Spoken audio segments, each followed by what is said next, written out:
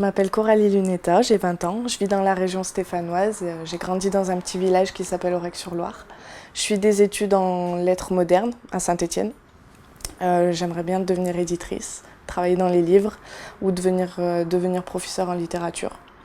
Ensuite, mon parcours n'est pas très développé, j'ai suivi un cursus littéraire, j'ai passé le bac littéraire il y a 2 ans et je continue dans cette voie. Alter Ego, qui est mon premier roman, retrace la complicité entre une jeune femme en marge des autres et totalement dévastée psychologiquement, avec un cheval qui est tout aussi singulier. Donc ça prône l'espoir de la complicité, de se trouver en rapport avec un autre être vivant. Et entre les lignes, on peut y voir une réflexion sur le bien et le mal chez l'être humain, qui sont 2 éléments fondamentaux de la vie.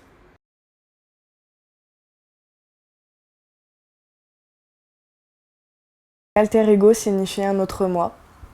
Pour moi, l'être humain n'est pas constitué que d'un seul morceau. Je pars de ce principe-là dans tout ce que je fais dans la vie. Le roman devait s'appeler Connexion. Pendant très longtemps, il s'est appelé Connexion. Mais au fil de ma réflexion, je me suis rendu compte que ça cadrait pas du tout avec ce que je voulais préconiser dans le roman.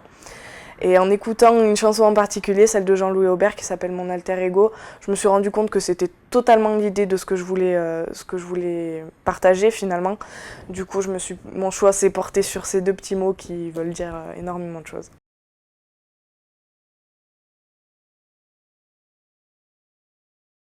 Je sais pas trop dans la mesure où je l'ai écrit pour me purger de quelque chose qui me dérangeait depuis longtemps. C'est vraiment une réflexion basée sur le double de l'être humain, sur ce côté bien, ce côté mal, noir et blanc, etc. etc.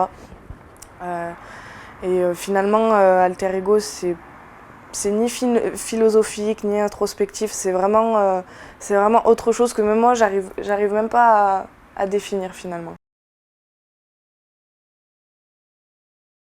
Depuis que je sais tenir un stylo entre mes doigts, j'ai toujours écrit parfois n'importe quoi. Donc j'ai commencé avec des petits poèmes un peu plus cadrés que ce que j'avais pu écrire avant. Et plus le temps passait, plus je me suis rendu compte de l'ampleur que ça prenait dans toute ma vie entière. Et petit à petit, je me suis mise à respirer les mots comme j'ai pu respirer l'air autour de moi.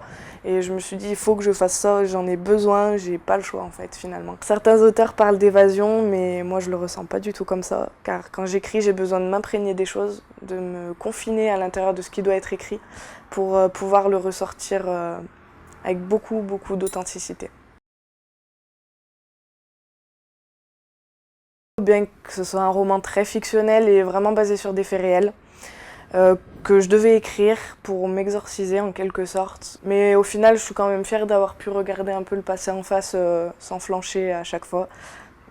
Et donc pour l'écrire, j'ai beaucoup écouté du piano et une chanson de Jean-Jacques Goldman qui s'appelle Ensemble, parce que les paroles sont tellement significatives qu'elles m'ont vraiment beaucoup inspirée. Certains paragraphes d'Alter Ego n'ont pas été écrits au moment où je terminais finalement sa rédaction, ça a été écrit il y a 4-5 ans. Et c'est des choses vraiment authentiques et personnelles que j'ai ressorties dans le roman.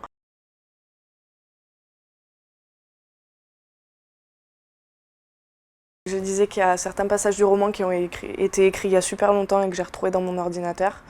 Sinon, moi à cette époque, je pensais vraiment pas faire quelque chose de ces brouillons. Début de l'année 2011, je me suis dit pourquoi pas essayer au moins, juste voir ce que ça peut donner pour moi. Et en fait, au final, je me suis rendu compte, surtout grâce à l'aide de mes parents, qui m'ont poussée dans ce projet, parce que moi, j'aurais jamais eu la niaque de le faire toute seule, de me lancer dans ça. Et en fait, ouais, bien 4 ans pour écrire en totalité le roman. Voilà, mon alter ego, tout simplement. Je suis actuellement en pleine rédaction d'un nouvel ouvrage complètement différent d'Alter Ego. Ça va être une réflexion assez complexe tournée vers le ressenti des écrivains vis-à-vis de l'inspiration et la place que tient le mot dans l'art en général. avec un petit peu d'humour et une pointe de dérision pour éviter d'ennuyer les lecteurs. J'ai pas mal de textes qui dorment dans mon ordinateur et qui pourraient faire un petit essai qui pourrait s'appeler Chronique d'un écrivain, pourquoi pas. Sinon, j'essaye aussi avec des connaissances à moi d'écrire des choses différentes telles que du slam ou du rap, qui sont des formes d'écriture différentes de la mienne mais qui sont quand même de l'écriture. Et sinon, je continue mes études de lettres modernes à Saint-Étienne. Je dirais à mes lecteurs que la douleur n'est jamais insurmontable, jamais. Et que, surtout si elle survient après une période d'intense bonheur, qu'au risque de se voir brisé peu de temps après avoir été heureux, c'est pas grave. L'essentiel c'est d'avoir été heureux, c'est pas d'être brisé. Je pense qu'il faut voir les choses comme ça. Parce que malgré le ton austère et vraiment sinistre d'Alter Ego, finalement c'est un message d'espoir. Parce qu'à un moment dans la vie de quelqu'un, dans la vie de tout le monde, de monsieur, madame, tout le monde, il peut y avoir un rayon de soleil qui finalement se révèle être le soleil tout entier. Et finalement c'est ça qu'il faut garder à l'esprit.